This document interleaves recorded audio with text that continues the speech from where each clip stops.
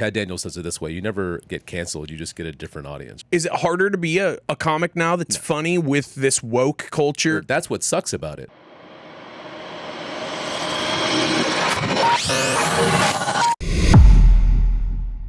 I don't think Joey Diaz is very funny. He's more personality than funny. Yeah. I really think that when he does that parks, our national parks with Mark Normand, Ari is funny. Okay. But an acquired taste. Yeah. He's a little too uppity for me. My issue with a lot of them is there's a lot of guys who think they're bigger than they are, famous or not famous, because they are famous, which is weird. They're funnier than they are, and it's because I don't think they realize it's because of how many tickets they sell, but not because of their quality. Do you know what I mean? Sure. Like, there's very few comics that are really good that become famous. Like Burr is probably Burr and CK are the exception. Like actually superb at their craft and become famous. And happen. It's just like music, dude. It like, is. Most of like Katy Perry. Yeah, you're like, why? Like, yeah. Like I grew up in I'm 47, so I grew up in 90s hip hop. Okay. So like De La Souls and Trap Called Quest are like my favorite groups of all time. They're not gonna ever sell arenas like Drake. No. But I know they're better than Drake. Yeah. But you can't tell Drake's fans, because Drake's fans are like, well, they don't sell at arenas, but it's not about ticket sales to me. It's about like quality of music, if that makes any sense. But every now and again you have something crosses over, like U2 in the 80s crossed over. U2 in the 80s is way better than U2 in the 90s and now, obviously. Yeah, I think when the glasses started turning colors, that's where we sort of jumped the shark. Yeah. Come on, Bono. Like, just keep it real, bro. Dude, when he started... Ireland, homie. Like, dude, I saw him when he did a soft opening for Jerry World, you know? Yes. I don't remember what year. 09? Yeah. Whatever that is. Yes. So my buddy... in that Yeah. ridiculous This is apparatus. This is like this is Jesus Complex Bono when he would come out like this. So my buddy was the videographer for that tour. Crucifixion pose. Yeah, he was the videographer for that tour. So he just got us in. We had never been to Jerry World. They had never opened the ceiling at that point. It was the very first event they had there, which it's terrible. Did they open it so Bono could commune with God? So he could come down? So he could channel. Yeah, so he could just descend down to his followers. So at the very end, he brings out like 30 kids with candles singing, and I was like, this is too self-righteous for me, man. This is too pretentious. You know, like I get it for maybe for a halftime show for like the TV spectacle, but for people just sitting and look, a lot of people fall for that shit. They start crying and stuff, and I'm like, I'm too cynical to fall for that stuff. Do you think most comics are just naturally just start out as cynics? It's real hard to say most. You think cynic is bad or good? No, I think it's great. I don't think it's bad. I think it's awesome. I think they confuse cynicism with pessimism. Yeah. Those are two different things. Like I got friends who bitch about everything. I just question everything. Right. I'm not mad about shit.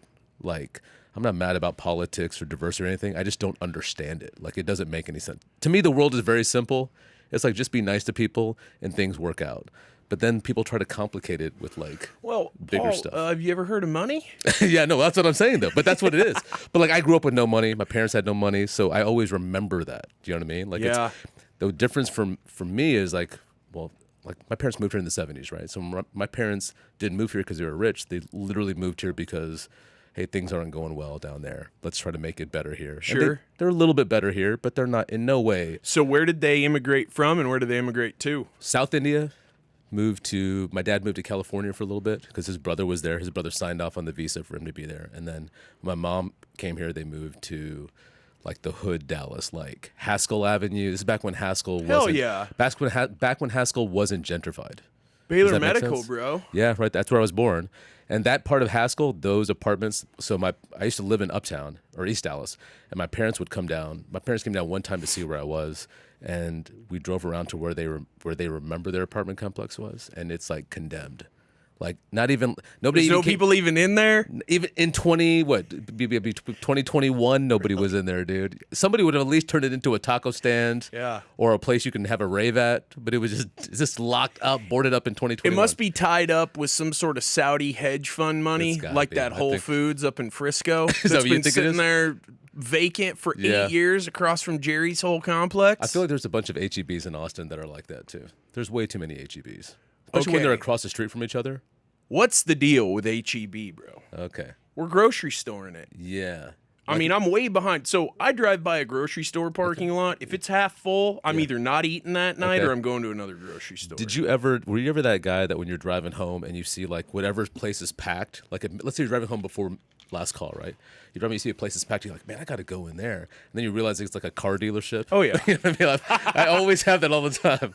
I'm like, that looks, place is popping. What is that? Oh, Dodge of McKinney? Oh, okay. That's the Dodge McKinney parking lot looks like Country 2000 on a Friday at like, I don't know, 12:30 a.m. What was that Tejano bar that was on 35? Remember you would pass by? Well, that was Country 2000, then Country 2001. Then they opened a neighboring one. Like you could go start your night here, get kicked out over here, go over here, and just finish your own off. You know, there's a funny story, like the guys who own Scruffy Duffy's and Ringo's up in Shops at Legacy, they own those two bars. Ringo's and Scruffy Duffy's are right next to each other. And so a lot of times when guys get in fights at Ringo's, they're like, hey, man, you got to get out of here. And a lot of people don't know it's the same owner. So there's a lot of situations where we'll be like, you know what? I'm taking my business next door. And they'll encourage you, go next door and tell them we sent you. Like they do that all the time. And they just keep doubling their income. Oh, my bad. The voice of God. My bad. I thought I'd switched to my camera. Someone knocked me or like sucker punched me at Scruffy Duffy's. Like one of the only quote unquote fights. I don't know what it is about that place. No, Sohail, you were talking shit about socialist Marxism, man. Maybe. That did happen. I was just making fun I fucking knew it. I knew it. That was at a different bar in downtown McKinney. I was talking shit about, or I was just making fun of Trump. I thought it was funny. You know how much I love Trump. It's just funny. And guy picked up a wrought iron chair and shoved it in my eye. Oh, wow. The whole chair was in your eye? The leg. Because he was defending the honor of... Oh, yeah. Of a guy who doesn't care about Trump. him? Of Aquanet? Yeah. Exactly. Of a guy who's like, here, come, storm the Capitol. Wait, no, never mind. Never heard of you. Don't want to see you. Wait, you contributed to my campaign? No, I don't even know what you're talking about. We all have that friend that's like Trump in the sense of like he'll egg you on, but then take no responsibility when you get kicked out. So I'm kind of a bigger dude. So always growing up. Yeah. Whether it was younger brother, friends, whatever. Yeah. My dad would always say, I hear about you starting fights. We're going to have problems. But if somebody comes up and starts something with you, just, react. Yeah. Yeah, you're allowed to react. Defend yourself. Of course. It would always be the provoke, the other guy, then come stand by Jess move. Yeah. Finally, I'm just like, when I finally got like my last big injury that got me out of playing ball, I was like, you guys, you can't keep doing that. I have one arm. Like I have one. I can't do what I used to be able to do, bro. I like you guys before you guys go out to the bar, you hand them your injury report. Yes. Like probable. Oh my God, Friday. yeah.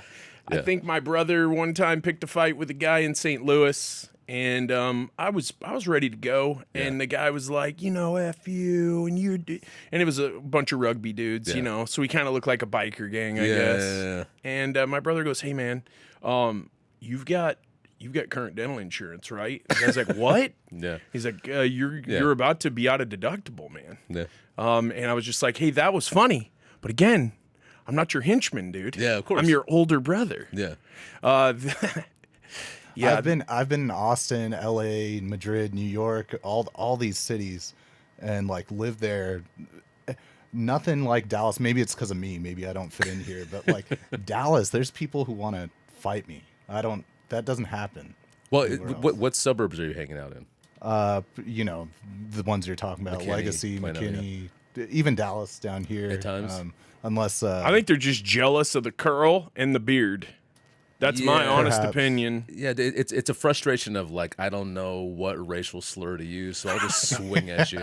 That's what it is. I mean, had he not told me your name was Sohail, I would think probably like Central American. Yeah, I'm ambiguous as hell. I know. Let's do that.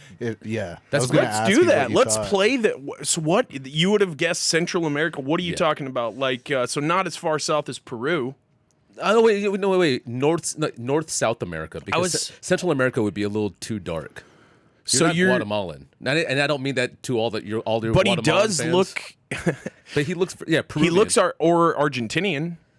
Is he a little too dark for Argentinian? If he shaved the head, he could encompass 5 of the continents. Yes. I think if Sohail shaved his head, he'd look like Genghis Khan, bro. Leave the beard. Soon. I'm coming home soon. Okay. Hell yeah. Maybe I turn turn 30. Does the beard grow wide or long? It's big. Just like, Yeah, that's one of those. Yeah. That's one of those beers. Like even if you say you're Christian, they don't believe you. That's one of those beers. I know what you're talking about, dude. That's a not let you on the airplane beard. I mean, it's because mine grows wide, but mine just looks like those. Remember those magnetic things when you were a kid? Yeah. It looks kind of fake. It just grows wide. Yeah, wide. Growing long is suspicious. Wide. There's no wide beard terrorist, is what I'm saying. Really? It's always long. You got to stroke it because that's how you plot things. Oh, okay. Exactly. You don't plot like this. You plot like this. It'd be hard to tell if a terrorist was transitioning, though, because you wouldn't be able to see their Adam's apple. Yeah, that is true. The long beard Yeah. has a lot of uses. You can ponder terrorism. Yeah. You can hide things. You can hide stuff. Cover your identity. You could be secretly taping every conversation with a mic just stuck in your beard. Yeah. Like Very easy to hide the Tyler Perry musicals. Where he's got the mic and it's sitting like right on their forehead, Yeah, but this yeah. is right in his beard, and he's just No, think we that's do how- that you on think- film set. Like, really yeah. I mean, that's how we could hear Bin Laden in his videos, right? You Oh. never saw a boom over there. no, You can't put a boom in a cave. no. You got a mic inside the. His produced videos, Incredible. yeah, I have to say though, ring Hamas light, and- whole 9 yards. I mean, he was great innovator of that genre, but the ISIS, podcast genre? Of the ISIS podcast killed genre? it. No, just the terrorism, high production The videos. genre I love the whole beheading people on camera. Yeah. would if But you like, looked if up you look his at some of wiki, these Hamas videos, they're very high production quality too. if you looked up Bin Laden's wiki under like personal life, would it say founder of terrorist video genre? There's got to be some like early innovators in that space that we don't know. In that space, Yeah. it's certainly it's a tough space. It's a competitive space. Yeah. I mean, he was sending. This is before. This was DVDs, right? Was he mailing DVDs? Mm-hmm. I mean, honestly, like he was. Who yeah, was he? I think so. Yeah, because he wasn't streaming. I mean, I wouldn't know. Yeah, exactly. Yeah, wait. Why are you so Well, sure? you're don't gonna know. see. Hold on, dog. Yeah. On that note, where do you think my parents are from, Paul? On that note, Can I narrow down? Well, Sohail has to be South Asian, so it has to be either Indian or Pakistan. Yeah, how do you think I spell it? Soheil. Nope. Sohil. Yep. Well, the that- E silent that changes anyway. it. The E silent anyway. So Yeah. it There's counts. a lot of Sohails, but yeah, no. I feel like you lost your credibility right there. Just by, by no, not- by spelling too. Yeah. but it's Indian or Pakistani. Indian. Yeah. Okay. Like way north. I mean, you're light skinned as hell, dude. I'm like, Yeah. Parents, mom's Gujarati, dad's Bengali. Yeah. See, I'm like obviously south because you can see in my face. But you can see how there's a difference between us, right? Is the camera? Is the light bright enough? Yeah. I don't know, man. I don't see any difference. You don't You see can any color? explain. You can Oh. explain This to podcast. Jess the Dravidians and how the Mughals came and Yeah. Well, I'll give you Fire it off. And so he'll back me up on this because when I bring this stuff up on stage, like I have to obviously I don't TED talk it, but I have to explain it a certain way. 'Cause I Yeah, think people don't know. Yeah, I think a lot of people think if they don't at a certain age, I think people think if they don't know by now, then you're making it up. You know what I mean? Like, you know what I mean? Like Exactly. You're not. They don't want to learn anything new. So basically, like all countries, like the darker skinned people are always looked down upon. Yeah. Why is that? So a lot of times, at least in Indian culture and Mexican culture, in African culture, a lot of it in those countries is because you're outside working, so you don't have you're not smart enough to have an inside desk job. That's what it's considered. You have field labor jobs. So that's where it stems from.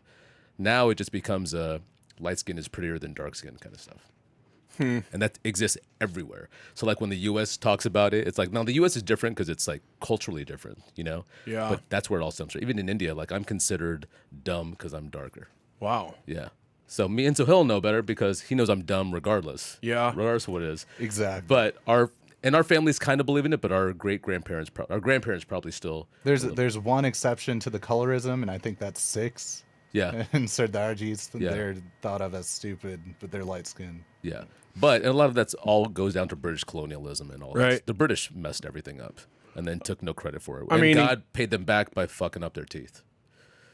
That's all. Yeah, I mean that's a hot take, and it's probably true. Yeah, you could ask those dudes who do the mewing about that. Oh yeah. Have you seen that Yeah, where he documentary? That new documentary, Yeah, the though? one about like giving people like strong chins. Yeah. Which I have always had a good chin. It's You're always pretty. been Yeah, it's there. pretty sexy, man. For sure. I always have a long, and I've always judged people who don't have chins. You've seen a lot of those people, right? Like Harlan Williams doesn't have a chin. He makes fun of it. But then I read Boy, this. that guy's funny, man. Yeah, he is great. But if I had to have one thing, like not a birth defect, but that I didn't have, not having a chin would be very scary to me. Would you trade hair for a strong chin? Yes, because I You'd would go rather bald. have the chin. I'd rather have the chin. Rather have chin. You do hear a weak chin criticized. Yeah. Often, if you do a lot of reading, you read like old historical fiction, and they're like waxing eloquent, like they say in 4 sentences what like Ernest Hemingway says in like 4 words. Man had weak chin. I mean that's all. What yeah. it says. And, I mean, I can't imagine. I mean, weak chin means you have to really keep your neck in shape. yeah, there's nothing you can do about it either. Well, that's what the mewing came It into. is. Yeah, so have you tried the exercise gum or anything like that? I have one of those. It's like this pink rubber thing. Yeah, that you bite jazzercise. Yeah, and it hurts like crazy. Did you get it online? Yeah, for during the pandemic. Yeah. You started looking at You didn't do everything. you think it hurts? I mean, I'm not used to using these certain kinds of muscles. Yeah. But I've never really had cheek problems anyway. But I was Right. like, eventually it's gonna sag. Who cares? It's I've been doing that jazzercise like a madman. I look like an idiot. I'm walking wild. around. It's around my neck. Go on my ruck walk and I'm like chewing. I mean, I still have it's in the top of the backpack that I travel Yeah. with. And I'll do it every now and again, but you start drooling. I mean, I'm still. It does. Yeah. It's very weird. And I haven't had the heaviest one, which I can't even the imagine. purple one? Yeah, yeah. It's harsh. I have the pink one. I started with that purple Yeah. one. You yeah. Yeah. Okay. It was kind of dark and I was like, I don't know, let's give it a Did you shot. notice a difference? I mean, I went in there and ripped off 100 reps and I was like, wow. The next morning, Where were you sore at? I was very sore right Yeah, there. yeah, right there. Right yeah. there. I Like can right still- where it's your still- ears. Yeah. Yeah. I was like, what is that thing? Because I don't That's want to work that thing out, and then you're like a tumor sticking you out. look like you look like a chipmunk or something, Yeah, and yeah, yeah. all you were trying to do is look sexier. Yeah, yeah. And you end up looking like you're on the WWE. I don't know what I mean. You see dudes all the time get chin implants. That's a thing. Is that really? It was. What does it look like? Sohill chin implant. Google what you What does got. it look like? Horrible. I mean, like calf implants look like, or Yeah. bicep implants. I mean, or- didn't Zac Efron? But by the way, Dude, let me By the way, search Zac Efron was. You guys saw the Von Erich movie, right? I haven't seen it yet. Is it good? It's good. I mean, we all know the stories. Who else is in there with him? The dude from The Bear, the lead guy from The Bear, the short guy. Yes. My brother saw it and called me after, and he was crying. It's good. We all know the real story. We all know the story, so it's not really that. If you haven't never seen it, it'd be shocking. So that's a chin implant, or that's after mewing. These are chin implants. Yeah, those look like chin implants. That's pretty good. Because I used to live in Uptown, lived there for about a year, which is city of implants, right? So hot. I want to be able to see if I can tell which one of people have a chin implant or not. Is it that obvious? Implant or not? Yeah, I want to be able to judge people off of that stuff. Here's what I Okay, that dude looks great. That's a great before and after. If that's a chin implant, that looks good. Yeah. That helps a lot. I bet he ups his sales book of business by Yeah. $1 million a year right there, just Yeah. because he looks. But that's his side profile. He needs to go get arrested just so he can get that on a mugshot. Did you ever hear that theory that the reason people have weak chins or weak jawlines is because they didn't eat enough solid foods as Totally. kids? Yeah. Yeah, I So if you watch that documentary, The mewing. that dad doesn't feed his daughter any solid food for 3 years. Like pudding? I'm talking bottle, nipple, pudding, no chewing to see what would happen. That's a terrible Th- thing. then- That's a terrible experiment. I mean, That's the so the mean. whole experimenting on your kids thing is really weird. Yeah. The other thing about this, they put these dental appliances in there. It's trying to teach your muscle memory not to let your chin drop. Yeah. So you have, that open mouth. Yeah, the Eli Manning. Yes. Yeah. Yes. Or even the Peyton. The mouth breather. Peyton was too? Eli was, definitely. Eli more so. Kellen Moore, if we're going to do a local. Certainly. And he's very, I don't know if he has a weak, I guess he has a weak chin. Great right? call out. He does. He does not look like a top flight athlete in the face. Great player though, man. Yeah. Like that guy hasn't really gotten a fair shake as a coach either, in my opinion. Yeah. Where did he left he the now? Rams and went where? Left the Chargers, and he's with. Oh, he's in the division somewhere. He's with. Wait, he's with was the Eagles. He Yeah, he's was with at the Eagles. Rams though, He had the right? Chargers. He had the Chargers. Are you sure? Cowboys, Chargers for 1 year. They fired the whole staff. Harbaugh came in. Yeah, I mean He's with the Eagles Harbaugh. now. He's with the Eagles now, which is great. And we really think that Harbaugh's got the track record Yeah. to get a throwing quarterback Yeah. on track, even though all Harbaugh does is bludgeon. Run the ball. Yeah. I think he'll get set some one-on-ones up for Herbert's great. Yeah. I'm a Pac-12 guy. Harbaugh's going to have a few good years, and then he's going to burn out where he is, and he's going to leave. So they got about 3 years to Yeah. win something. They got 3 years to win something. do you remember- They're also in the wrong division. They're like in the division. They're never going to get past that dude. Was it San Fran, Seattle, or was it Stanford, USC? When Stanford beat USC pretty bad, kept beating them, kept scoring up to the end. That was Andrew Luck, Stanford, right? And then I think so, Pachyderm, where they would bring in that elephant formation and they could score from 4 yards out, like the Eagles do that now. They just brought those dudes. They would call it the elephant formation. And Harbaugh comes across and Pete Carroll comes across and Pete's pissed. Yeah. And he comes up to Harbaugh, who's way bigger, and he's like, "What the fuck is your deal? What's your deal?" Yeah. And Harbaugh's like, "What?" You know that Yeah, guy. of course. What's going to happen if what we all know is true? They were stealing signs and doing all this shady stuff at Michigan. It's not his job. It's not his He's job. gone. Yeah, he left. He's That's why got a he left. ring and a raise, Yeah. and he's a good, upstanding Catholic man. Also- and what do they say? Who's got it better than us? Nobody. Especially when we're cheating our balls off. Yeah. Well, also, like, they won, which is why they got caught. We're assuming only the winners cheat. Losers cheat too. They just suck at cheating. Well, I mean, just look at bodybuilding. Yeah. They're all cheating. Yeah. And only one of them wins. Yeah. And then they all die when they're 50. My girlfriend's sister does triathlons professionally. Okay. Right? And they have a lot of doping in that industry. Yeah, like EPO and stuff. They have to. I mean, some of these people are in their like late 30s, early 40s. Of course, they're going to do something, anything they can around the. I mean, look, the technology is always ahead of the test, right? So, but you can't bust them yet. But it's obvious this 42-year-old person is lapping everybody, but they won. Right. It's like, look, I don't like the Astros just off their fans. Their fans are terrible. And they cheated. Look, they cheated, but every team was cheating. They weren't. They just won. Like, it wouldn't shock me if the Rangers had cheated that year too, but they sucked. So who cares? Pretty crazy story. As a guy, I think baseball, I can't. I just can't. It's like golf. I try. I can't. I just can't. So like you can't watch it, or listen, man. If you're gonna give me baseball or WNBA, okay, I have to think on that, and that should tell you something. If You ever you tried watch cricket? Well, I was going to bring that up What? because did you see on Fox 4 this morning they got a cricket display at Clyde Warren and they're doing a whole promo for the World Cup that's coming up in like 2 years. like the Cricket World Cup? Yeah. And it's coming here? Cricket is blowing up. So they here, have a bruh. cricket Top Golf kind of thing Yes. up in the colony. And they have a whole cricket stadium going in like that Allen area. Yeah, Like yeah. on the Allen Well, Frisco line. So I just moved to Allen a year ago. Did you? From Uptown to Allen, which we could talk about that. totally shift. lost your credibility Yeah, going north of completely. Oh, I know, 635. Me and the girlfriend had a long discussion. Can about you it. tell like inner city jokes now because you live up where There is a community of people who had to leave Uptown to go to the suburbs. It's a small group of us. They all feel my pain. you stuck together? they all come to watch you and support you. Yeah, exactly. They've all been there. And what's funny about it is like there's parts of Allen that are like really old Allen. Like, Oh, yeah. those people have been like Allen is probably at that bar that I go to, the dive bar. Like they're there because they're sad and angry. And, Yeah. And I'm used to like Uptown. Like we go in 2 p.m. and shoot Jaeger and laugh. our ass off Everybody's a and Sunday laugh our ass fun off. day. Yeah, and I in miss that a Uptown. lot. Yeah. And I know there's a bar. There's probably a bar up there somewhere that has it. I just haven't found it. Well- because I work at night, so like if I'm Yeah. going to be my night self, I have to do it during the day. Does that make sense? Yeah, it does. Yeah, I think that's the problem. Everybody in the suburbs is at work, or they no longer have dreams, so they're not happy when they go out to It's drink. sad. They're It's they're sad. bummed. It's sad.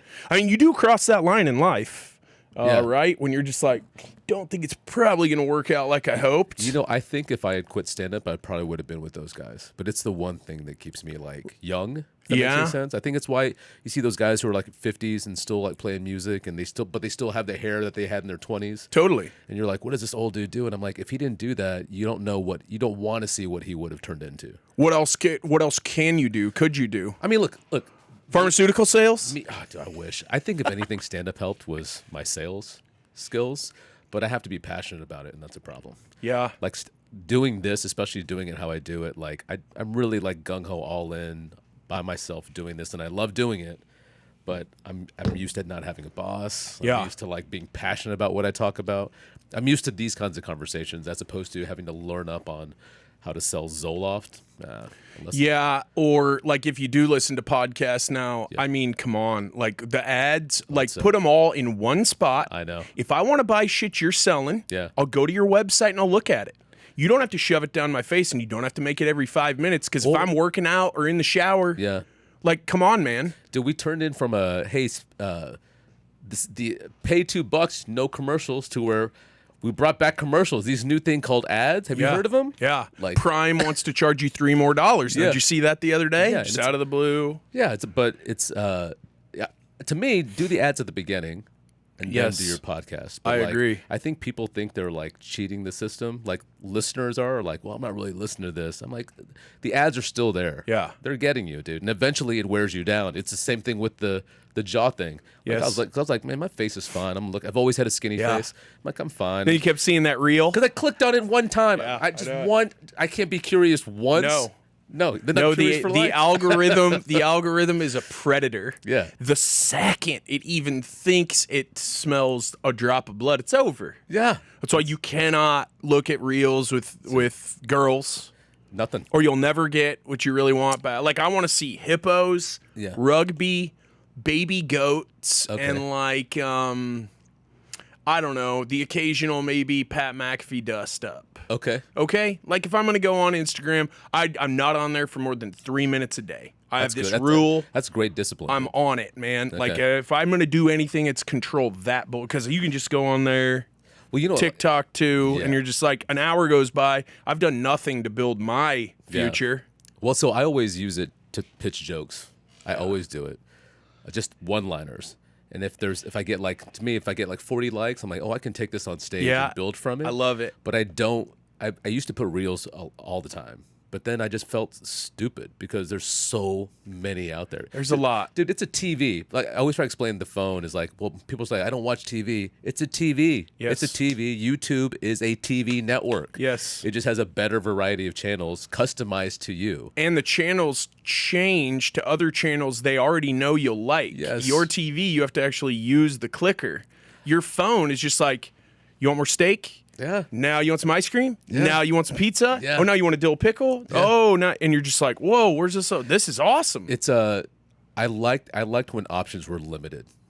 You know, that's a good thing. Like when there were 5 channels. Dude, did you guys have? So we didn't have cable until I was 17, and it was basic cable. Because my parents are Christian, but my dad was like, everything, anything. Any kissing, any kind of that stuff on TV was like the devil's kissing work. And cussing. Yep. We rented, as a kid, Days of Thunder. Okay.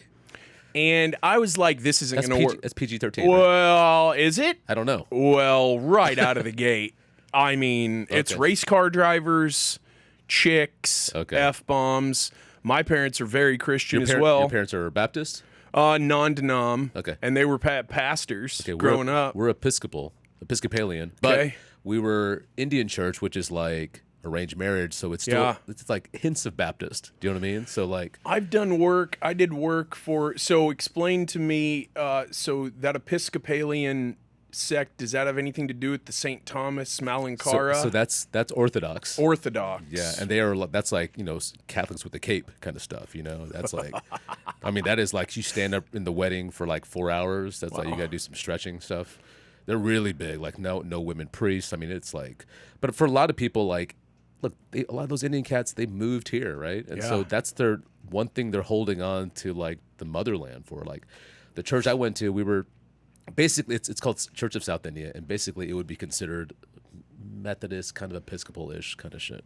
That's a rad brand, man. It's a little bit. The Church of South India. Yeah. I mean, they tried to encompass the whole, but everything broke off. You guys like dominate the Southeast Conference. I wish, man. Just recruit your ass off. NIL deals. You definitely know they were the first ones to start. If you're calling yourself the Church of South India, Yeah. this is, you can't be like third in line. No, and start man. yourself as They got the whole brand name and the and they got the website probably. Yeah, they got the Insta lock down. Yeah.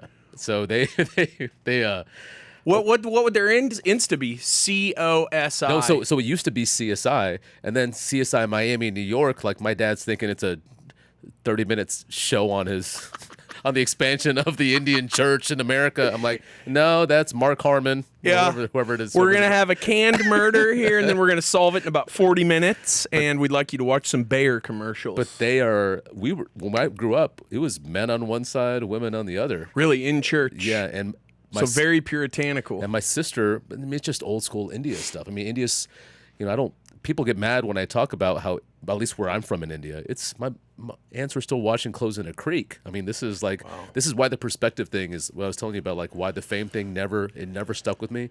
Maybe if I had a kid, the kid wouldn't understand. But like I go back to India right now, there's still a well in my grandma's yard that they use to pull water in. There's no running. It was a big deal that they got a water heater.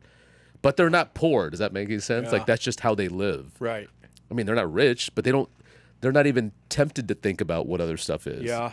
And that's what I always remember. Sure. As opposed to like, I'm here and America's awesome and stuff. I'm always thinking like, no, when I go back to India, like the toilet's a hole in the floor. You got to squat. That's what you do. But so that's why none of this ever, that's where the cynicism in me kicks in. It's like, why are we mad about this stuff? This stuff is so, if you came back and saw and hung out with me in India, you'd be like, how spoiled am I, kind of stuff, Yeah, I can only imagine. But it's because I'm so like directly removed from it. Like, Sure. You go talk to if I told my parents about anything about, like, my parents don't even listen to the radio. Like it doesn't. Why would I listen to music I don't understand? I'll just they're not even trying to fit in. It's just this is what we do, which I understand. They came here for us, kind of stuff. So when I hear even my own Indian people getting spoiled about how it is over here and bitching about this guy's getting work, this guy's getting this, I'm like, you don't remember where you came from? Like literally remember where you came from. Like they're still over there going through that stuff. Like how do you not understand? So to me, it fuels my stand up. Like when I was growing up before stand up, I was like, man, this sucks and I want to fit in. But now it's like it keeps me mellowed out, It keeps me in balance. Yeah, I guess because it brings gratitude to the front of your mind. When people talk about teaching gratitude, I'm like, dude, you're either thankful or you're not. You can't teach somebody to be grateful for stuff. Well, I also find that people don't really grasp gratitude until something really bad Tragic happens, exactly. Like you try to tell. Yeah. And usually the person who's telling you, like, hey, be grateful, man. Like this thing, it goes by fast. Yes. Is usually older than you. Yep. Has usually had their teeth kicked out. Yep. And is usually trying to offer some direction. Yeah. And you're just like, yeah, whatever. Yeah. Gratitude. The fuck. Yeah. I got this. I got life whipped, man. Yeah. What are you talking about? Yeah. It's very interesting to think that, like, at the very same time you and I are driving here in our 1,000-pound machines, talking to each other on our supercomputers made by slave labor, arriving at this climate-controlled building with then like $100,000 of cameras on us, and there's a toilet in the hole, in a hole in the ground, and we're washing clothes in the creek. Yeah. And they might actually be happier than we are on a more regular basis. Because they don't. I mean, most of my uncles still live there, right? They don't know any different. Like it's like when they go outside, they're not going outside to find inner peace. Like they got to walk somewhere. Like it's not even a thing to think about. You know what I mean? It's like this is what you do. The idea of becoming a celebrity what is that? That's for rich people who grew up in these like in India, the Bollywood industry is so much nepotism. I mean, the sons of the superstars are already superstars because they're the sons of the superstar. Like the last name Kapoor is like, we don't even have that here. You know what I mean? Like we don't have nepotism on the name of, like, George Clooney's kid isn't as famous as George Dynasties. Clooney. Yeah, Dynasty. Yeah, Dynasties is better. Tom Hanks' kids are never going to be Tom Hanks. People aren't going to those. Don't movies. talk about Chet like that. Man, I'm a Colin kid. I'm a huge fan of Colin. I don't know what you guys are talking about. Some riveting I performances. like their son Merton. Nobody ever talked about Merton Hanks. I've never didn't know Merton. Get the fuck out of that here. long neck Merton you Hanks. From the safeties, Merton Hanks, the giraffe. God, and he and Lot in the same. I was secondary. God, man, you got one dude. Hanks could cover so much ground, and Lot was just insane. Yeah. Just a missile. Our biggest enemies for that moment, for that era. Cut his finger off. Right? He got his finger Yeah, cut between two helmets. Yeah, and he clipped it. It cut the end of his finger off. Yeah, kept playing. Taped that bitch up and just kept right on rolling. Yeah, there was no load management back then. There was no load management. We weren't taking games on, games off like half the Lakers. I mean, do the Lakers have it in there? Do those guys have it in their contracts that like they have to be dressed and glammed before they arrive for like the sitting on the sidelines to watch? It's their brand. It's their brand, right? Yeah, That's why I love Marcus Simeon. Going back to baseball, he played every single game this Yeah. year, all the way through. He has the single season record for most games and at bats in a season in history. This is going back to like the 1880s, whenever it started. Because he's the leadoff hitter, so he gets the most at bats. Right. And he played every single game. They went all the way to Game 5 in the World Series. So mathematically, and they were a great offense for the first few months. Yeah. And now he's trying to break the record. I mean, that just means that we have to be better than that so he can get them. But that's, they're all amazed that he's doing that. But he's playing a sport for a living. Right. And a very non-contact sport at that. Why would you not? And now inside. For half the year because you got your AC. That's what he's there. thinking. He's like, why is everybody else like? What are you getting injured on? Look, it's a very interesting study. Yeah. That the Rangers could not do dick for so long until you put a roof on it, and then you put a roof on it and you put a ring on it. Yeah. Like bang bang. Yeah. That's pretty amazing. Because it's they like their home field advantage. No, it's still hot, bro.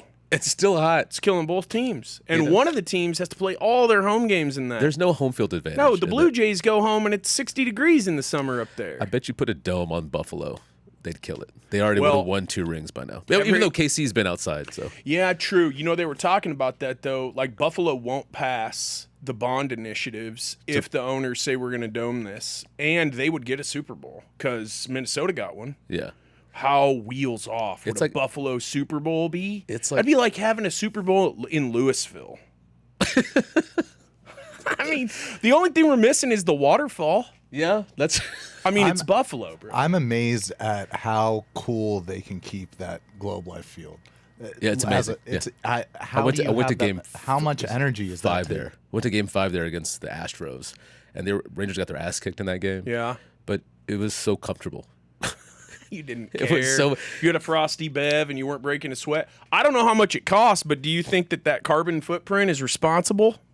Yeah. It's got to be. It's huge. But I mean, I think whatever. The leg room though, it's comfortable, but maybe give a little more. Like stop squeezing the seats in there. Well, Sohail doesn't like to toot his own horn, but he's got a pair of 20s under that desk in there. Yeah, that's not a bragging point. I don't know, man. I mean, do you sit sideways like a crab? I do. Yeah. You have to, right, for your feet. Oh yeah. How do you fold up in planes? He just flies first class. I try to get that exit row. I'm like, I'm willing and able. Yeah. Sohail only takes buses like John Madden. I He love won't buses. fly. I do love buses. I started taking a bus when I do shows in Houston. It's like $30.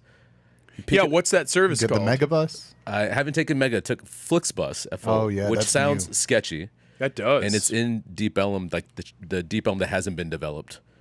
But it's the most comfortable ride ever. like over kind of toward Irvay-ish. Like Between Irvay and you're a Harwood. block away from being under the freeway. Like, okay, yeah, right there. Yeah. And rough. so, but it's $30 of not worrying about driving. Oh, no doubt.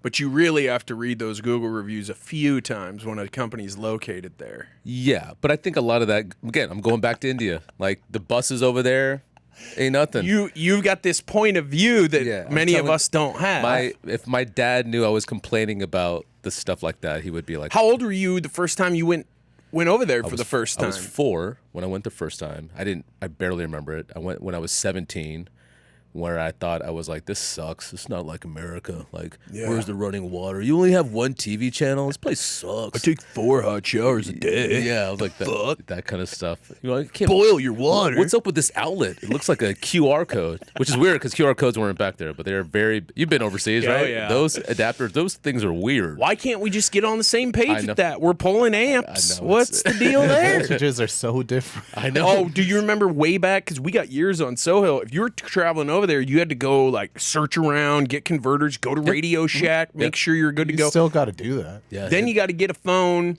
Back before they made these global, that you would get from like T-Mobile, that would cost like $1,000. Do you remember putting a different card in there?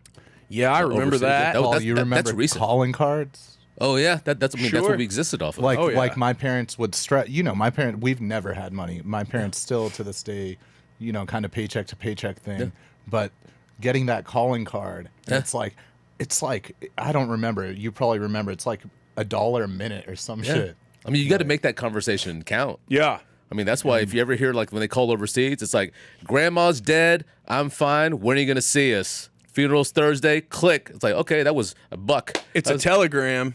It's a verbal telegram. I wanted to bring it back, if I may, real ahead. quick. Like you were talking about, different perspectives, and this is all we know. So me and my partner live with my parents and my grandma, who's lived with my parents since I was born in '94. I've been to India when I was 2, Yeah. and that's it. Because okay. my parents had to, basically, my dad's mom lost her husband, my grandpa, right before I was born. My dad brought her over because he was like, "Oh no, what's she gonna do?" Yeah.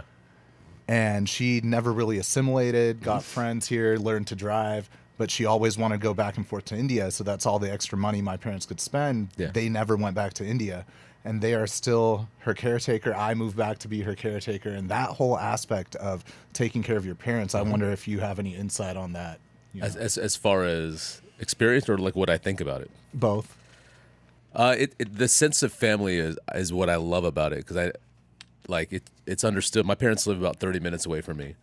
If one of them was arranged marriage, never date anybody else. I can't even imagine what would happen if one of them passed. It's like that's all they know. At least I can go back to like memories of dating someone else. You know what I mean? Did they ever threaten you growing up? Like they weren't going to ground you, but they're like, "Paul, if you go out drinking with your friends again, you sneak out that window, we're arranging your fucking But marriage." I never did. never snuck out? I didn't misbehave until Fucking my senior year in nerd. college because I didn't know anything. What? Where'd Where'd you go to college? UNT. You can get in all I kinds of know. trouble at I had UNT. no idea. I had no idea until my senior year. You're only 2 years older than me. What were you doing? We had to have been up there together I at one literally point. went to school. And studied what? I've majored in RTVF. But Waste of time. Yeah, complete waste of time. I mean, no, real talk. In hindsight, I should have just jumped into stand up out the gate Just after high skipped school. it? But it's understood. Didn't that you network pretty well? You made some friends up there or not? It's back then UNT was way different than it is now. I mean, it's pretty amazing now. Because now you have such an on-campus. Yeah. Back then it was everyone lived Off campus. wherever. Where'd you live when you were going to college there? So my freshman year, I was in Kerr Hall. Okay. Okay. Yeah. You had to live as a You freshman did, supposedly, yeah. and then my sophomore year, I lived off of. I forgot the exit. It's like 460. I remember the. Where'd you go to high school though? Bruckner in Richardson. Okay, so you actually for your freshman year went up there and lived there? Yeah. That's actually pretty unusual So- for UNT back then. Yeah, but it's like, again, Was Kerr crowded? yeah, and it was all the athletes and me. Yeah. So, but I never got out of my shell until I was 31, dude. I was, like how I talk now is only like 15 years. Really? 16 years of it. I was always quiet. Even when I started stand up, I was quiet. Would you go sit with ayahuasca or something and just get the Already massive gotten peace. breakthrough of your life? No, I just You're just like, I don't fucking care what anybody thinks. This is my already on found stage and off stage persona. I found gratitude and Oh, happiness, guys. the most grateful motherfucker alive. You're looking at him right now. Yeah. No, dude, I was really raised like, hey, you have nothing to say, don't say anything, and Yeah. I really had nothing to say. I don't So- small talk. I don't do any of that stuff. Is that a broad generalization of that seen but not heard type of approach that you see sometimes with the Pakistanis, the Indians, the Asians? with immigrants in general, because you don't speak the language. Here's one thing that I learned about my dad, and he never admitted this, but I've kind of realized it over time. My dad's English is okay, but I speak too fast for him. You probably speak too fast for him. Sure. He'll never ask you to repeat yourself because I think in his head, he feels like if he says, "Excuse me," it means he wasn't listening. Really? Because he's never asked me to repeat myself. He'll just go along with what he thinks I said. Man, Which is wild to me because yeah. he never explained it to me, but he never told me that. But I can tell, I notice it over time because I'll see people go like, "What'd you say? What'd you say?" I'm like, my dad has never said that to me. Yeah. And I know he doesn't understand half the stuff I'm saying. It's very interesting. So I work in construction. Most of my guys are Hispanic, speak Spanish. Mm-hmm. Some of them speak Portuguese and Spanish. And man, if they're not fluent, they're real self-conscious. And I'm like, it's okay. I'm going to practice my Spanish and you practice your English. And we'll go back and forth like that. But you're also the exception in reacting that way. Yeah, that's so you really think like if you think that just if we were at the Starbucks and we were talking to a guy that spoke Spanish and he couldn't understand and he wouldn't want to say, hey, can you say that again? I couldn't understand you. That he would think that we would get mad at him for that? Because it has had to have happened at some point. Interesting. I mean, that's what I assume because when you've traveled, you've been in situations where you probably didn't speak the language. When I go back to India, our language we speak is called Malayalam, okay? It sounds like Vietnamese almost. It's really complex. I barely speak it. And when I do speak it, it has like a Texas twang to it. I'm born and raised here. What can I do, right? But I understand what they're saying, and I'll speak back almost like kind of like Tarzan English, like what I can say back. You know what I mean? And I'll ask them to repeat themselves. Yeah. But I have the confidence of saying that. Like like old school Western Native American. Yeah. How they like white man build big fire, sit far away. So when red man build small fire, sit close. So, when they ask me like, so Indavi Suvisation means I think it means how are you doing? Okay. Say it again. Endavi Suvisation. Okay. Okay. That means how are you doing? Okay. So what I would say, I don't know how to say good. I'll be like, like I just that's how I know how to communicate back. I got you. But what do they say about learning a new language? As soon as you start dreaming in it, that's when you're fluent. Oh, that's all. I never heard that. Well, I've never gotten there. Yeah. I've had people tell me like I started dreaming in it, and now I'm like, man. But you speak conversational Spanish, right? You understand what they're saying, right? Yes, but I am in absolutely no way fluent. So I can get by. So I speak French, and just because I learned it, and through college, that's all we spoke in the class. So I know I rarely get to say it or practice it, but you understand Spanish or French, right?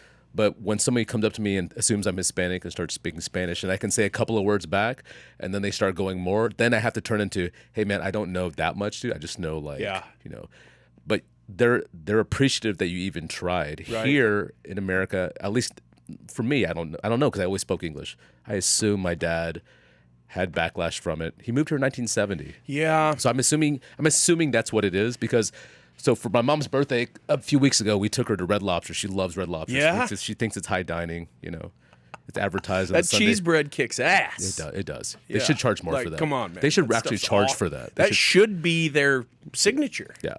So I'm driving them over there, and I'm asking him about something, and he just I don't know. He just started talking about something else because I was like, oh, he thinks. No, I asked him. So how have you been? He's like, we went over here. I'm like, no. How have you been? He's like, everybody's healthy. I'm like, no. How have you been? Oh, I'm good. Yeah. I had to just say it 3 times. I can tell he never asked me what. He's just playing along because he doesn't want to piss anybody off. So I can't imagine where that came from, and I'm sure he doesn't psychoanalyze it. It's my job to psychoanalyze that stuff because.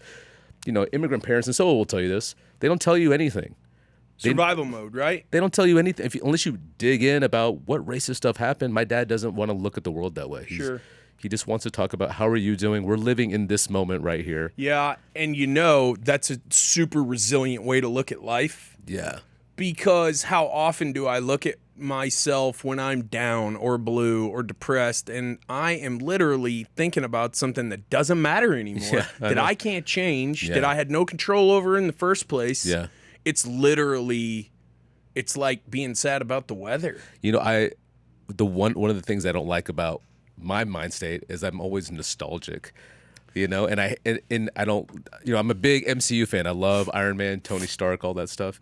And there's a line he says where like, he says something like, if there's one thing you know about me is that I'm not nostalgic. Yeah. And I love that because it can work both ways, either through regret or through your past victories. Oh, remember in 2008 when I was every time I start thinking about the good stuff I did before, I'm like, oh, I'm getting like, no. I'm here right now, dude. I'm not retiring. That's eulogy shit. I need to focus on the stuff I'm doing now. Well, you ever meet people who the highlights of their life in their 40s man, state championship, bro. Yeah. I caught that touchdown pass, and you're like, what's been going on for the 20 years after that, bro? Do you ever have that buddy who like if you say this one thing, he's gonna bring up that same story that he said 8 million times? Buddy. Yeah. Relatives, grandparents, every holiday I'm like, settle in. We're gonna get we're gonna get the reprisal of every story that I've heard 50 times. I don't know if I've told you this. Well, I know. You have. I know you've told me this. Yes, you have. The 2.0 version is worse. Yeah.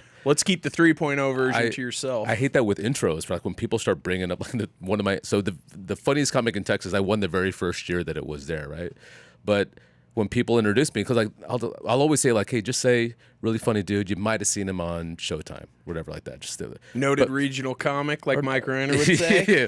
But hey, Reiner came to a show last week. Did he? He came. To Has my he had Valentine's you on show. the Freak yet? He hasn't had me on his show yet. He needs to. Yeah. Next time you talk to that son of a bitch, tell him I'm still waiting. Because before they kicked off at the Freak, he was supposed to drop in here that Christmas, but we couldn't put it together. Yeah, he came in with his date to the show, like just.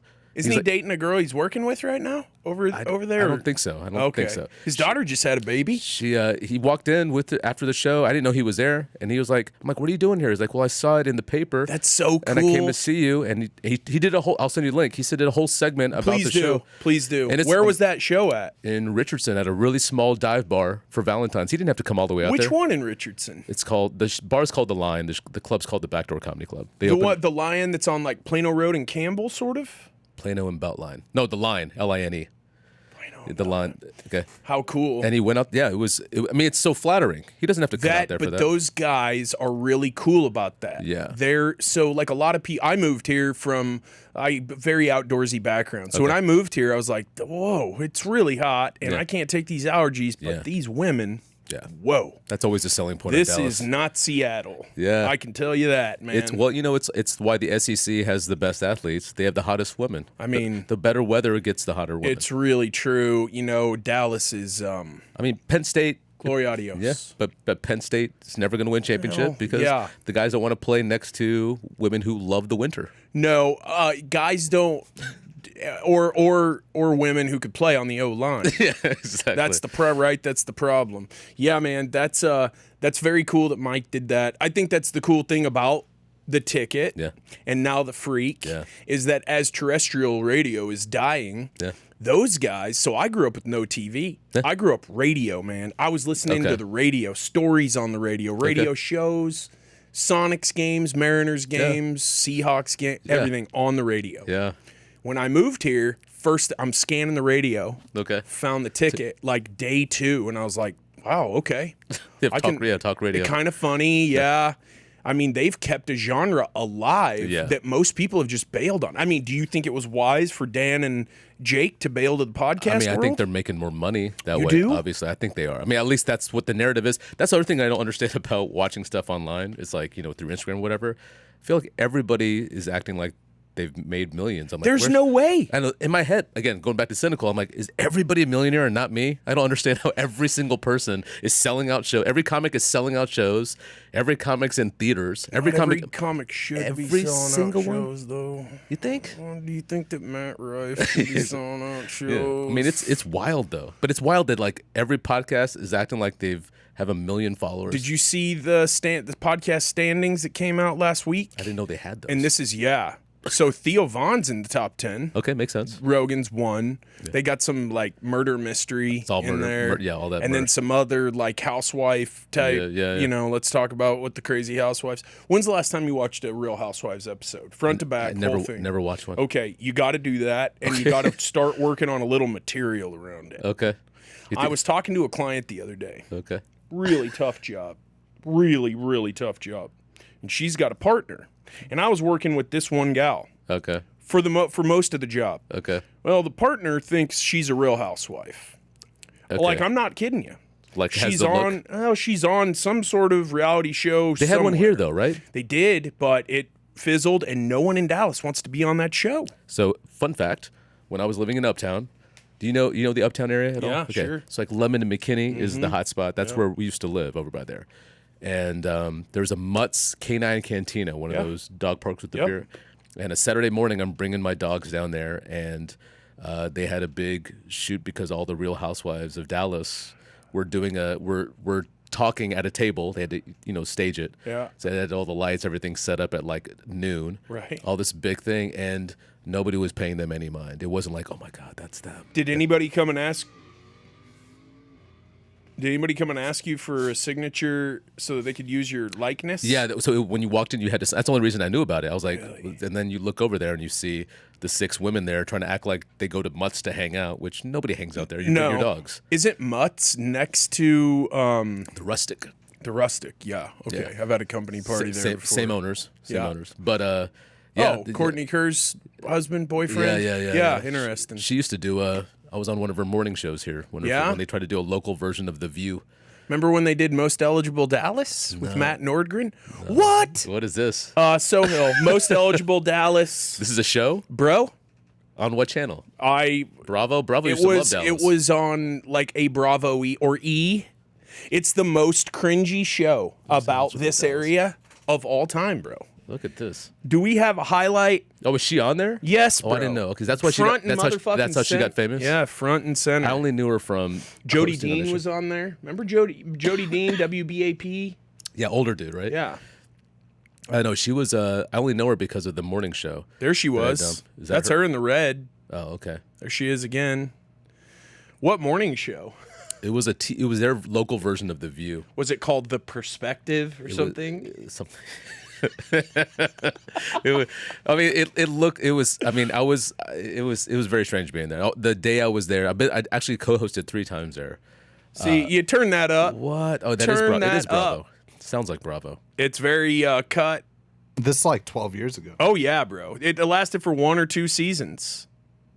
It's got to be the highlight of Dallas's. The only thing I like about watching this stuff is trying to figure out what places they're at. Are in denial about their chemistry. See what it takes to be Dallas's most eligible. If you're single, this is the place to be. But it's all about finding that perfect Southern gentleman. I've got a view that's a panty dropper. I consider myself a total package. I can't do anything without thinking about women. Are we the most eligible group in Dallas? Without a doubt. Bravo's new series, Most Eligible Dallas, premieres. Oh, bro, I gotta. Okay. Yeah, you need to binge that, bro. I like it. I love it. I kind of can't believe I'm breaking this news to you. Do that way before you do the. Have you Real ever Hustle. had like a real rich guy commission a joke? You know you're real rich. You see a painter and you're like, I want you to paint me something, bro. Here's $1 million. I performed for a dude who lived probably like on the 50th or 60th floor somewhere in Uptown. It was his birthday party, and his wife, who's probably, which I'm not going to judge the age difference, but she was my age and Sounds he like you wasn't. did, Judge. I mean, I'm not going to judge because I'm 47. Eventually, I'll probably be there too when I'm his age, right?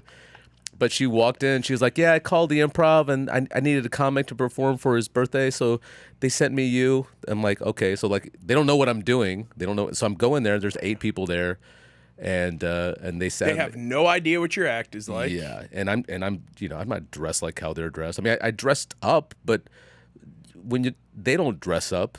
But you know what I mean. But you feel stupid not dressing up in front of rich people in a 50th. Did you wear starched Wranglers and a big belt buckle? That's what I should have done, Dude.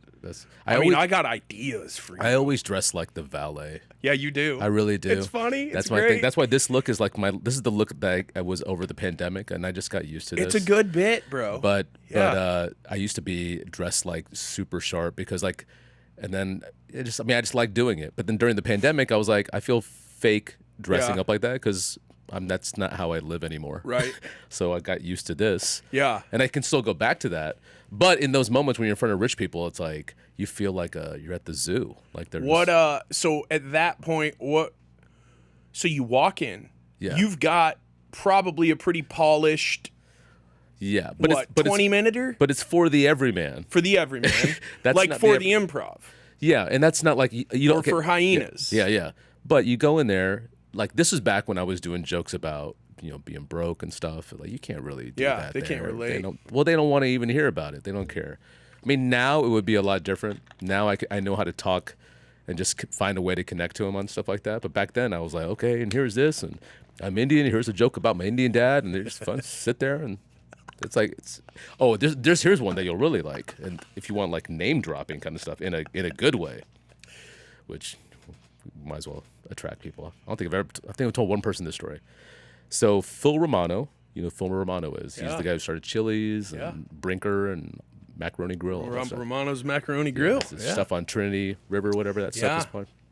So he used to do this annual birthday party at some Italian restaurant, high-end Italian spot in uptown somewhere. Maggiano's. So probably one of his. He owns that, too. It has to be one of those places. Probably. But anyway, so it's him and like 10 of his friends, and this is '06. So I got asked to do 30 minutes for their annual his friend's birthday party. It's like this back room, like 12 people, dark. It's like a circle table. Leroy Glover, if you remember who he is, defensive tackle for the Cowboys. At that point with the Cowboys, he's there, and then just a bunch of like older white guys. And they, again, nobody knows who I am. See, these are like the worst corporate gig. If they don't know who you are, you're a dude who tells jokes, right? Leroy Glover and 11 other dudes. Yeah, dude. So I go sit there. I'm sitting down up here, and it's all just older dudes and their younger wives, right? We're all kind of sitting there, and then they're like, "Hey," and it's obvious that I stick out because these are all friends. So like, well, this must be the entertainment, right? Yeah. So I go up there. So they're like, "Hey," so I start doing my act, and nothing. I mean, for like nothing. So at one point, this guy leans over and he hands me this sheet of paper out of his pocket. He goes, "Hey man, just read these." Okay. So Are they Chuck Norris jokes? So what they do is, so I just read a couple of them. They all laugh. I'm like, "Hey, that's good, man. Sit down, whatever you want to drink." And I sit down, whatever. And then they go, "Hey, so what we normally do here is we all just print out jokes from the internet and just read them to each other. But we thought this year we'd bring a comic, but it's not working. So we're just going to pass around these jokes and read them." I was like, "Okay, whatever." So again, it's all kind of weird. So Leroy Glover leaves. Okay, he's the first one to leave with his wife. They close the door. He's like, "Okay, now we can do these jokes." And they pulled out this paper, and I was like, "Okay, I should get out of this. Like, why am I? Yeah. What are they going to say when I leave?" Right. And it just felt odd. I mean, that's where it felt like, oh, this is a bunch of rich people. And even as rich as a football player is, they're never as rich as the guys who own things. Right. It's the Shaq is rich, the owner is wealthy. Oh, yeah. It's that same idea, you know what I mean? So Leroy Glover is there so they can say that they know a Cowboy. They had a Cowboy there. I mean, this is '06 when the Cowboys sucked. Yeah. Bro. This is the Dave Campo years. Yeah. Dude. So Leroy Glover is about as big as you can get. You're not getting Romo. Romo wasn't even Romo. Yeah. Chad Hutchinson or some bullshit. Some converted baseball player, right? But I was sitting there thinking, Henson. when you start feeling like, at that point I was 29, you start feeling like a display. Like a zoo animal? Yeah, it just feels gross. And, and those two things happened within the span of a year. And they don't happen as often anymore because I'm more particular about what I do. Right. Back then I was like, well, I should take this. And then you're like, don't do those things. Yeah. It doesn't matter how much money they pay you. It's like you're too old for that. I mean, you're too much of an adult for that shit. Yeah. Like I said when I first saw you downstairs, like, okay, it's time to be funny. Yeah. That's the facet. My mom, got to be my favorite person in the world. Awesome, sainted, just awesome Christian lady. She loves her some comedy, man. Okay. And thinks that it's the most fascinating art form. And I totally agree with her. You're literally crowdsourcing your material. Yeah. And like Sam and Joe were talking about that. I was listening to their podcast last night. And that's nuts. Like bands don't go, okay, we're working on this. Yeah. And then they're if it sucks, everyone would be like, no, don't play that again. Yeah. Comic, man, you launch one out there and well, you know where I mean, even Chappelle Yeah. is launching bombs that don't explode. You know where I think it comes from is like I think making people laugh is something that all of us have done. It's the one universal thing all of us have done. So we all think we can? Because we all know what it feels like when it hits, and we all know what it feels like when it doesn't hit, right? Every single person. Like an instrument, not everybody's played the guitar, so they don't know. Not everybody's played a sport, but everybody has made somebody laugh, and so they all feel like they at some aspect they can do it. Now the really smart people who ever say, well, I could never do it, that means they've done it at one time secretly and bombed or like came back to reality. But I've always felt everybody should wait tables at some point. Everybody should work retail at some point. Everybody should get arrested at some point. I think you should. And everybody should be in a fight. Yeah, and everybody should have to work outside too. Everybody should perform on stage at some point, like as a comic, not as a bass player in the back. Tough. Because if they did all those things, they would be more welcoming to the world. They wouldn't judge anything. No. I've had all those things happen to me. Like I don't judge any of it. That's why it's easy for when somebody gets mad. I feel bad for them. Like when they're getting upset, I feel bad. Like I'm this guy. I don't know if you're this guy. When I see somebody yelling at like a like a cashier or whatever, or mouthing off. No, that didn't work for me. When I step in. Yeah, I do that Yeah, too. I've done it at least 3 times Good that I for can you. remember, and like deflected it to where like the customer's yelling at me, and this always happens. It gets like I'm a comic. I know how to cut below the belt, so I'll just say all these things. They'll storm off, and they'll be like, every single time this happened, there's like a moment of silence. It's like a few seconds, and then whoever the cashier is will be like, "Hey man, if I said all that, I would have gotten fired. So thank you for saying that for me." Oh, when the client is abusing the cashier, not the Yeah. other way around? No, because I never see it the other way. I've rarely seen it the Yeah. other way.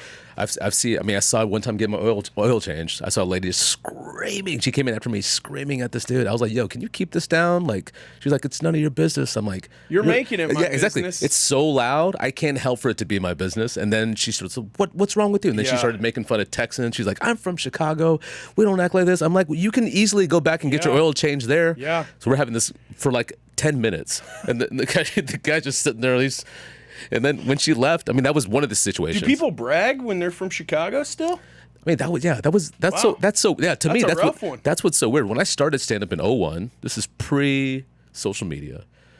The credits were always, if somebody came in from LA, it was like, this person's in from LA, and everybody in Dallas was. This is before Travel Channel. Everybody's like, ooh, wow. Now it's like we all know what it looks like. Who cares? Right. It's a $200 flight. Yeah. It's like back when limos were a big deal. Oh, my God. And now they're nothing. No. They're like $50. Now it's literally you can get a limo if you want instead of Uber. You could get it's nuts. No, yeah, the things that used to be so cool are so uncool now. So it's weird seeing. I mean, that's the only thing. Like, going to doing the clubs and stuff and being at bars doing shows, it allows me to not turn into 47-year-old me. Because if I was sitting at home just living 47-year-old life, I would easily be out of touch. Because well, so you're in college. You said you were kind of in a shell for a while. long time. So what kicked this whole thing off? Are you just cracking up the frat or what? What kicked off stand up for me? Yeah. I just always wanted to do it. I saw. Because think about, like, when I started in June of 01. So I took a class from Dean Lewis, who taught a class in February of 01. And then in June you go up on stage after like 8 weeks or 10 weeks, whatever. But the only reason I wanted to is I never saw a brown guy doing stand up. I mean, this is 01, dude. There was nobody. Yeah. There was no. I would watch stand up when I told you about Comic View. When we got basic cable, I would watch Comic View on BET. Because the closest I had is black comics, but I wanted to see like is there any Indian comics like doing it? Because Sure. you can't really look it up. There's no internet, so you're just kind of like looking. There's nobody. Like, I'm going through college watching Comedy Central all the time. I'm like just waiting to see one. Nobody, nothing. And then there was sorry, I take it back. There was 2 that showed up, but they didn't talk about being Indian. They might as well just been talking about like water and everything else. I was like, yeah, but where's the dude like talking about? There's black comics talking about black shit. There's Yeah. Mexican comics doing, like, where's my dude? Talking about the stereotypes and the or just talking about what they've been- uncomfortable. yeah. All where's that voice for me? Right. And so in 01, I just like, well, I'll just go do it, see what it's like Where'd you stand up at first? the improv. Because I was with the workshop. It was like Okay. 8 or 10 weeks, whatever. I go up, I'm like, I'm just going to do it this one time, and then I'll just go get a regular job, whatever. And then I killed. Like, to the point so hard that the next day they called me and asked me if I wanted to come back and do a set the following week. I was like, I can still do the same stuff I did, right? I don't know if I can write like a new 10 that quick. They're like, yeah, sure, whatever. Just came back, killed again. And then I started working. They asked me to start working in September, but that's when 9/11 hit.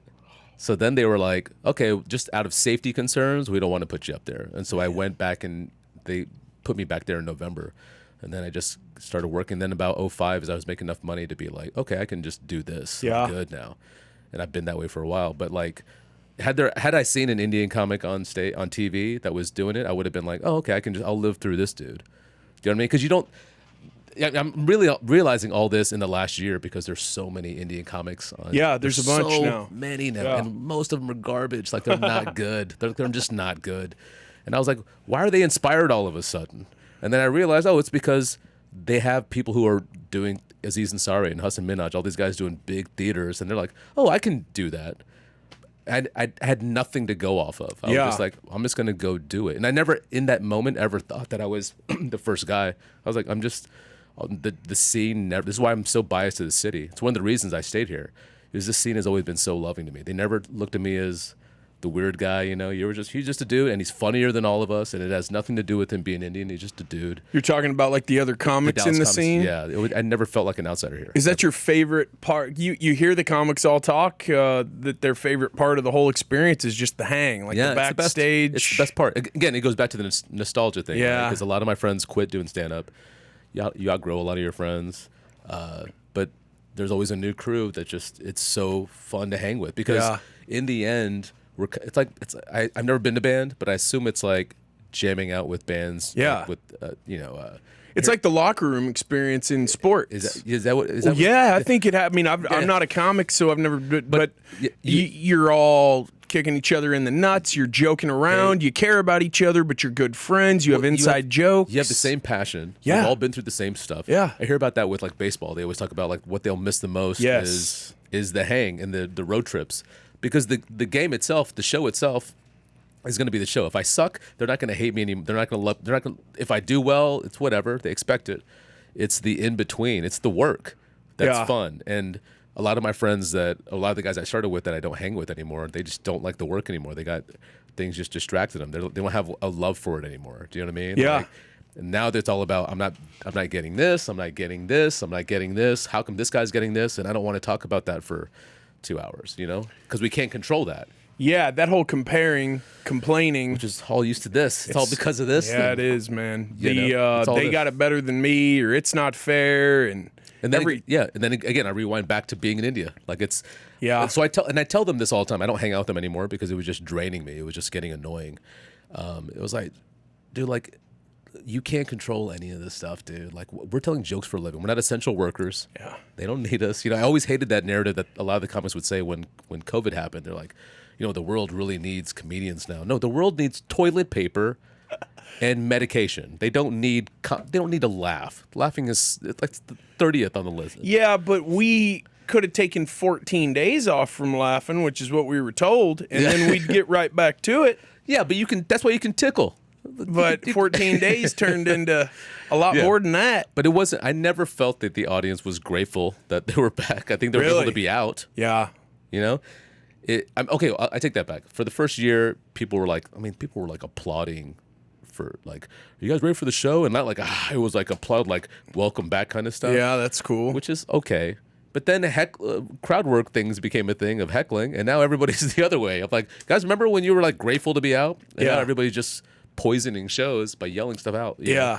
I barely deal with it at all. Because if you're like, I don't know if you've been to shows recently, but if you just stand there in silence, people will just start saying stuff, and I don't give them a chance to say anything. Yeah. So I just go in. If somebody says something, I'll play with it. But now, it's the comic's fault as much as it is leaving the dead fault. space. Dead space for sure. Like, so what is this? Just the it's to get striving to go viral. That's all it is. It's all for reals. And what I hate about the narcissism with stand up is like let's say you said something and you insult me, I can get you kicked out. You can't kick me out, but I can say something insulting to you, and can't nobody touch me because I'm the comic. Like comics live under this false bravado of, like you were talking about when you were a kid and got in fights, everybody ran behind Jess. Yeah. Oh, Jess will take care of it. Right. For the comics, as big as they are, as small as they are, women, male, whatever, they say some of the meanest shit to the audience members, and they just stand there and like, what are you going to do? Because they have the Jerry Springer security staff there. Yeah. My thing is, why would you wouldn't do that in person? Why are you doing it now, dude? I hear you there, but I know that a lot of times comics, let's just take Chappelle, for example. He's really dying on that hill, man. Like he's not dying. I mean, he's Chappelle. He's the best or whatever. I've watched the last few.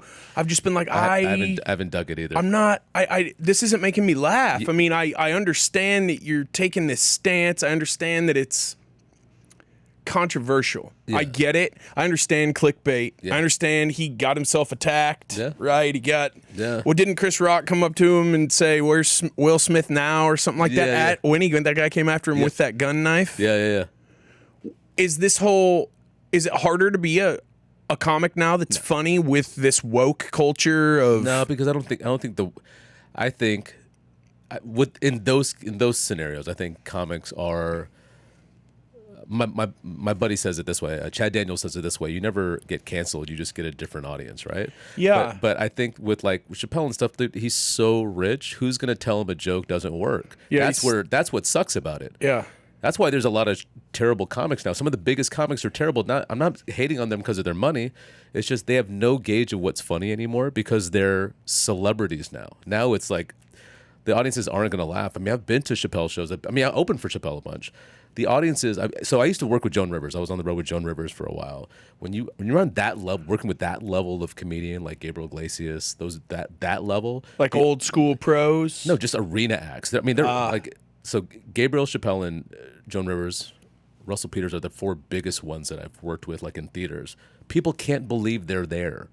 They're like just staring in awe. If you just look at the audience, they're not even kind of listening. They're just starstruck. So it doesn't matter what they say, dude. They're preaching to the choir, dude. Like, like people sitting at home, we can be weirded out by it, whatever.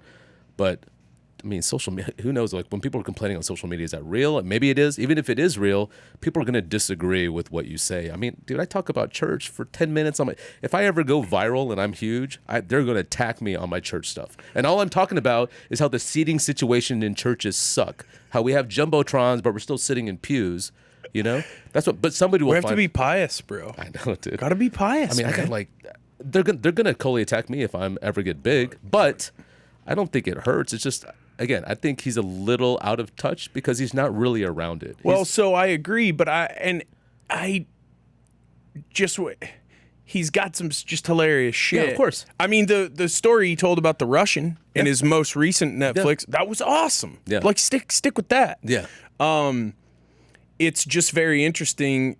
I think that comedians do have and should have more leash, Of course. than regular guys. Of do. course. That's why I'm a comedian. I say that about. So if somebody gets mad at something I say, I'm just a comedian, dude. I swing a hammer for a living because I'm not good enough to make a living on the stage. Because everybody takes everything so seriously when they're mad. I understand the leash concept, right? I get it. But if a joke sucks, it sucks. Yeah, but shouldn't what do you think the criteria for a joke should be? To me, I've been saying this since college. I would say real out there stuff, as I'm sure you can imagine. Okay. And the boys just, whoa, and I'd be like, funny, not funny. Yeah. That's the only criteria. Of course. And they'd always like, true, that was pretty fucking funny. Yeah.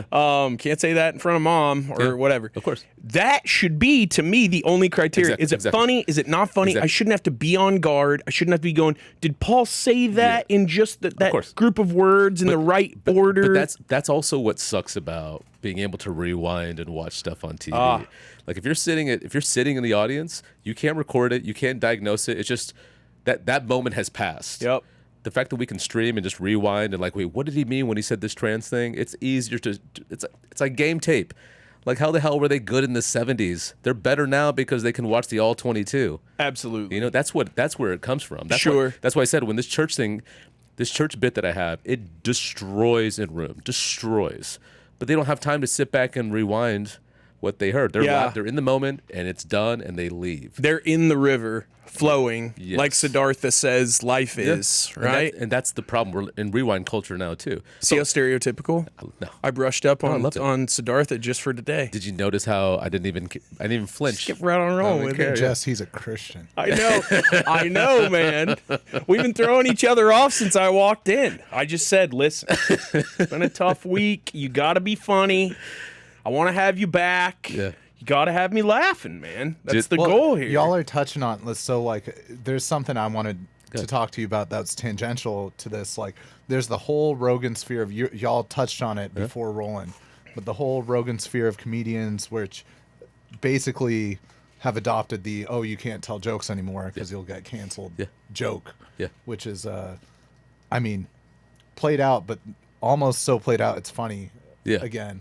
Yeah. But then there's there are comics out there who, you touch on this too, like the Schultzes or the crowd work comedians, who now have changed the forum of a comedy room, of the live stages. performance, of live performance, of where people expect to be able to heckle, and that's what comedy is. So it's to me, it's become comedy's becoming disposable now because it's so readily available. You know what I mean? Like it's Sure. it's I can't imagine somebody paying money to watch somebody talk to somebody else for an hour. Like, do you know what I mean? Like on stage, like a comedy show. Like, oh, he's great when he riffs, but do you want to watch 60 minutes of him just riffing and you're in the back row at Toyota Pavilion and he's ragging on somebody in the front row? No, I don't. I have never been to. So I mean, I'm a huge stand-up fan. So I've been to some of the bigger. I mean, Comedy Cellar, a couple other places in New York, whatever. And I would usually roll in there with a gal. Yeah. And, when I wasn't as gray and when I was in better shape, I was put this guy and this girl. She was usually They put you in the front? always, all day, and then just hammer away. Before I started stand-up, they'd always sit me in the front because I was a brown guy. And they would do 30 minutes just shitting on right all over me, and I'm just sitting like what? And you have to smile because if you don't, he does smile. He can't handle it. I'm like, dude, if this was in a regular situation, I'd kick the shit out of you. Yeah, you know what I mean?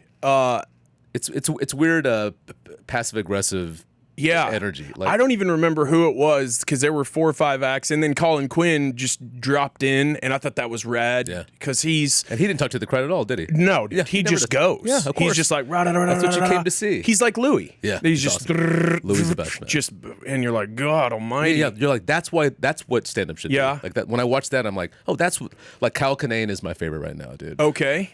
Same thing. Just goes up. They call him like West Coast Attell, but he's been around for like 20. And I love Attell. Attell's Dave, man. Yeah, Attell's a legend. Dude, so funny. Have you seen him doing the bumping mics? Yeah, I love it. Oh, that's funny. And again, he doesn't even do crowd work, but if he had to, you can see how easy it is for him. Yeah, do you do crowd work? I only do it if they say something. And do you think you'd work that in more? Do you think crowd work's kind of lazy? Yes, it's super lazy. Because I know guys who have done it, and there's a lot of tricks. Yeah. Because in the end, you have the microphone, so whatever they say, you can make up what they said. Sure. Because you have the louder amplification device. So if you were to say like... And you're standing. Yes. And you're elevated. And they're all looking at you. Yeah. So let's say you said something really mean to me, but I could be like, oh, so you suck dick? I could just make it up. Yeah. And everybody started laughing. Yeah. Like, guys, I didn't say that. What? Right. And I mean, there's a lot of comics that use that trick. There's a lot of... oh, you're too scared to say something. You're just in this level of they feel bulletproof. Well, you're in their Thunderdome. Yeah, and it's again, if somebody yells something at me, we'll go, but a lot of times they don't really mean it. I think the crowd work is better when you're up front and it's happening around you. You're in like a live experience. It's not great for the specials. And I think that a lot of people have a hard time figuring out what they do or don't like because the format is changing to where there are specials dropping on Prime, Hulu, Netflix, and Max, HBO, whatever the fuck it's called now, like every week. And you're like, I'll give it 10. And I'm like, this is not funny. And I know that's not fair. Yeah. But I'm literally like, I have 1 hour of content. And by God, I'm laughing my ass off. It's like when you used to buy a CD. Did you ever do the thing where, like the first track, right? You give it 2 tracks and then you throw it out the window. I've never done that. You listen to it all the way through? Yeah, because I usually wasn't ever buying a CD of somebody who I didn't already have some sort of loyalty to, and that's that nostalgia thing. Because Pearl Jam has had some bad records, and I was just like, this is great. Yeah. David lost his step, still got the fastball. Gotcha. And you're just like, no, that's pretty terrible. Dude, Tribe Called Quest, I think it's their 5th album, man. I threw that. I remember I was driving a Saturn. Were you mad? Because you just dropped $16? Because I had never heard a single yet. I'm waiting. I can't wait. You don't get to hear any snippets, nothing. It's just like, here we go. And it's like, they represented so much of my adolescence. Their first 4 albums are killer. Their second and third are amazing. But in the 4th one kind of dipped. I was like, you know what? Everybody's going to slip. That 5th one was such garbage. I remember flicking it out of my Saturn. It's somewhere on 75 still. You can't follow up Low End Theory. I mean, the Midnight Marauders was great. And Marauders, Marauders was after, yeah. But after Marauders, nothing was even close. Yeah, and that's the same thing with comedy specials. I don't imagine people doing 5 great ones. Like I think there's 1 or 2 good ones, but then there's a lot of just Netflix is paying me $200,000. Right, I'll just do it. And for me, I've never had money doing it. I mean, I can make a living, but I've never been huge with it. Like I'm taping a special in April, actually. Awesome. In Dallas Comedy Club. we were going to tape an hour. I'm like, why don't we just chop it up into 2:30s? That's a great idea. Who cares about like Where is it going to distribute?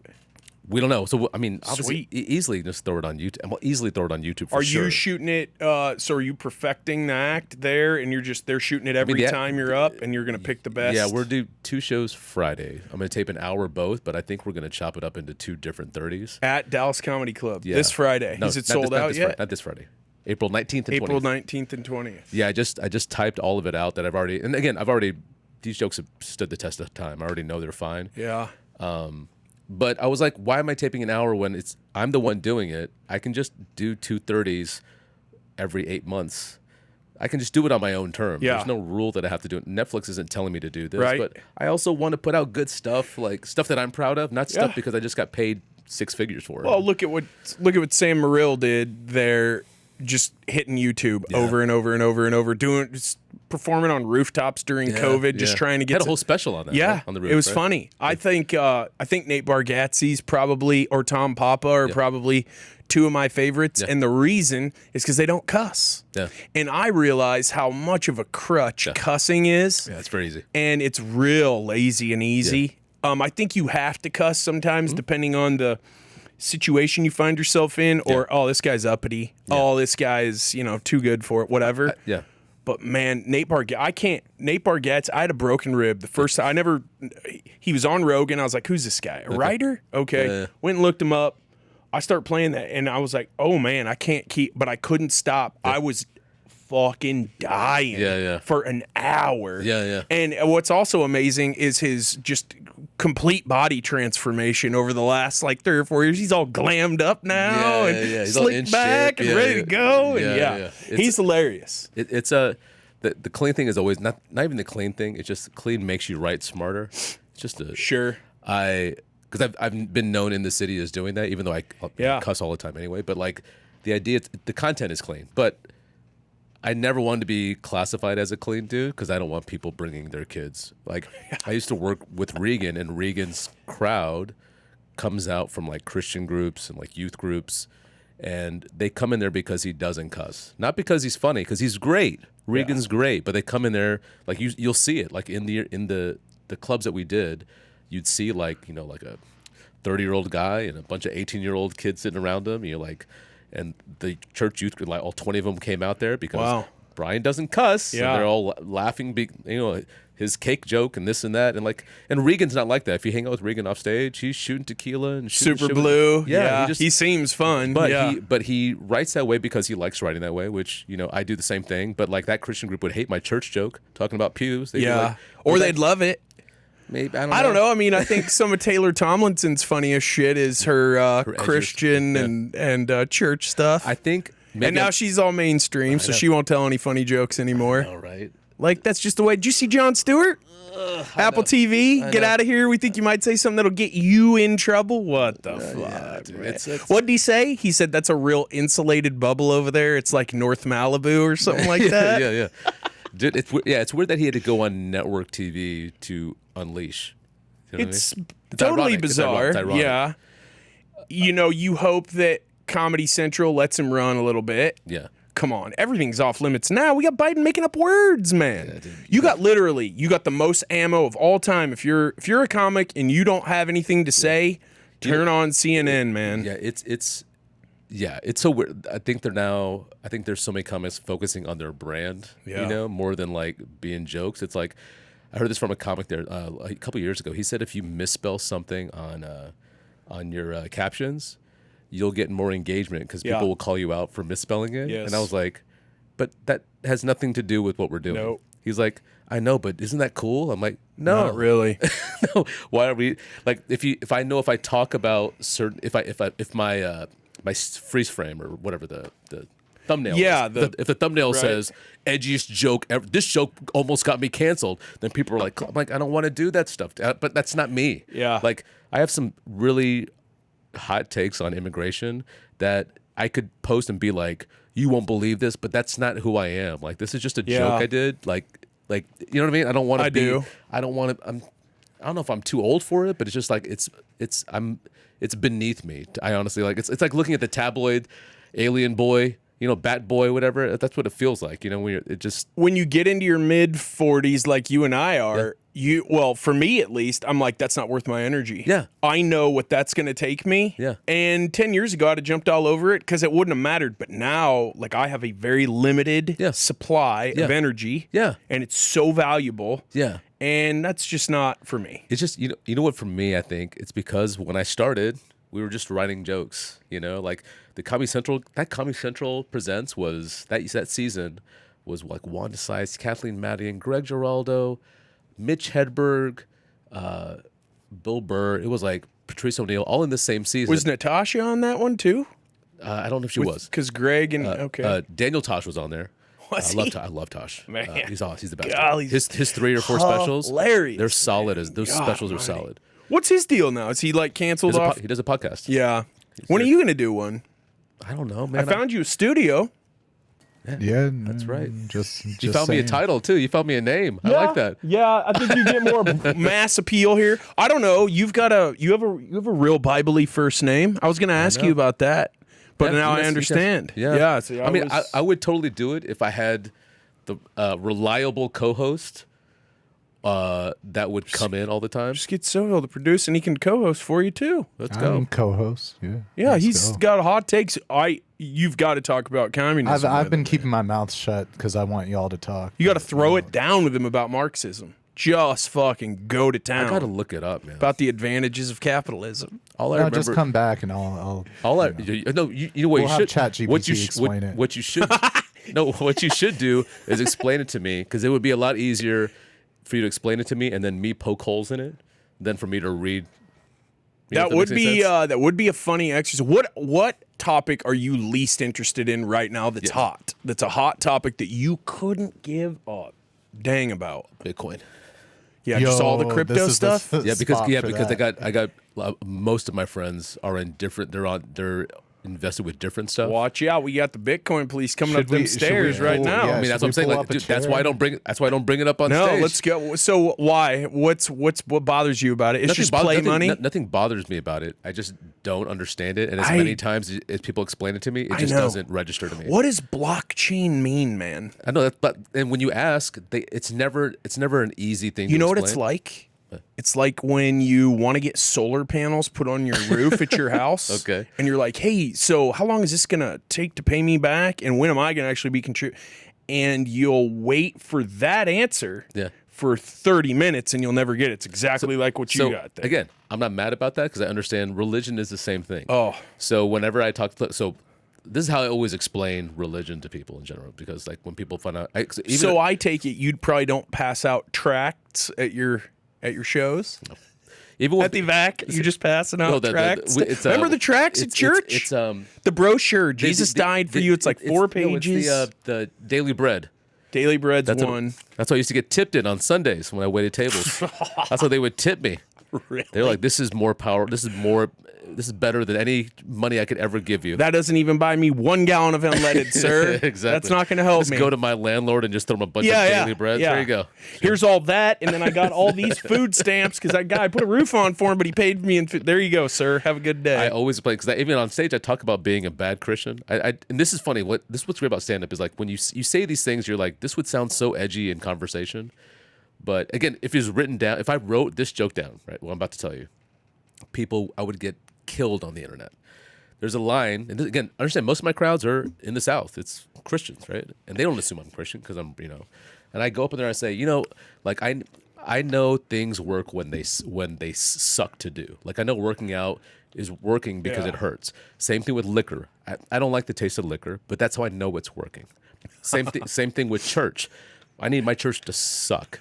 It's the least I could do. I'm sinning Monday through Saturday. The least I could do is suffer on Sunday. That line kills, and that's funny. A room full of Christians knowing, like, I'm like, oh, so they all get like, why we're, bro. It's the get out of jail free card. Exactly, but nobody wants to talk about that. No. Right? So, but when I talk about religion, because I'll tell you Mark Maron's story. This will be a really interesting. Oh, Mark there you Maron go. Story. And I like Maron's stand up a lot. Yeah, very very deliberate delivery. He's very. Yeah, his interviews or whatever, like my personal experience with him was not good, and he bashed me because I said it was Christian, but didn't listen to the rest of my set, about it. Because that's what he harped on. Because we did the show, and then he had a podcast afterwards, and he goes, "So, Paul, you really believe in this Jesus stuff?" I'm like, dude, religion is a coping mechanism for a lot of people. And he's like, "So you really," he just kept on that. You believe like Noah brought to, I'm like, I didn't say it was literal. I'm telling you that was a, right. So I could talk about my experience with it. Yeah. And he just kept, so Jonah was swallowed by, like, he's just seizing on the. That's what he wanted to harp on, because that's what he thinks it is. Religion is just, look, all these things are coping mechanisms. Religion is just my sister's a priest, and my family will all tell you the Bible's not literal. What they'll tell you is it's life advice, because a lot of people just think life sucks and they don't know what to do, and they need some kind of outlet for some, and they don't want you to do a ton of drugs or kill somebody.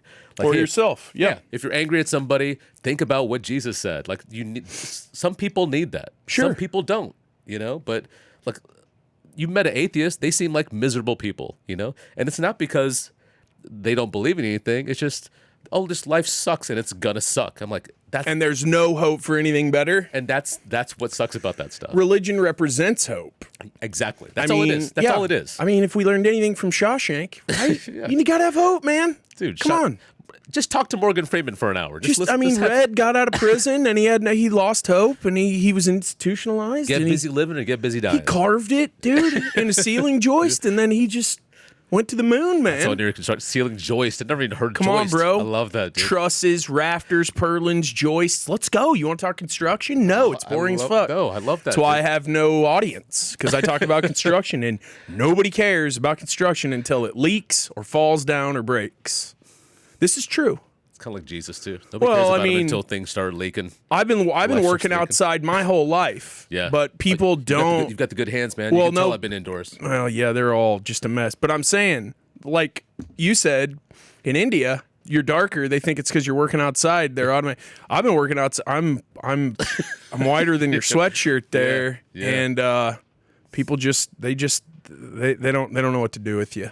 Yeah, some would say religion is the opiate of the masses. Maybe Marxist would say that, and they would say, no, they would say it's deeply ingrained in material conditions and power structures and keeping people in that power structure. Even though, Jess, I don't know. Yeah, you get red sometimes, not Me? dark. Yeah, yeah. When I'm in the sun, well, I got real scorched yesterday. Okay. I woke up, I was sunburned as fuck. It was hot yesterday. Do you do you have to sunblock every day? I don't wear sunblock. Oh, okay. Bro, come on. You're gonna age like this. fucking Don't milk.